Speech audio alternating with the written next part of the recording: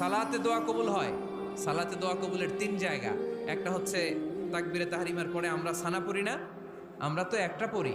আল্লাহর হাবিব সুন্নাহ এবং নফল নামাজে আরো পড়তেন সানা, ওই দোয়া কবুল হয়। দুই নম্বর জায়গা সালাতে সেজদায় পড়ে দোয়া করলে কবুল হয়। আকরাবু মা ইয়াকুনুল আবদু মির রাব্বিহি ওয়া হুয়া সাজিদ ফাকসিরু ফীহি দুআ। বান্দা যখন সেজদায় লুটিয়ে পড়ে, বান্দা আল্লাহর সবচেয়ে কাছে চলে যায়। তা কিন্তু বিশ্বনবী বলে, সেজদাটা তোমার রবের কুদরতি পায়ের উপরে পড়েছে। সেজদায় পড়ে দোয়া করেন। সালাম ফিরানোর আগে বিশ্বনবী দোয়া করতেন, লা ইউসাল্লিমান্না আহাদুকুম হাত্তা ইয়াতাআওয়াযা মিন আরবা'a।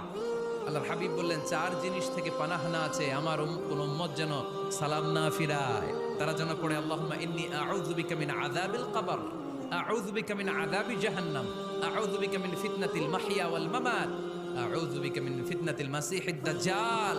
আল্লাহ কবরের আযাব থেকে বাঁচাও, আল্লাহ জাহান্নামের আগুন থেকে বাঁচাও, আল্লাহ জীবন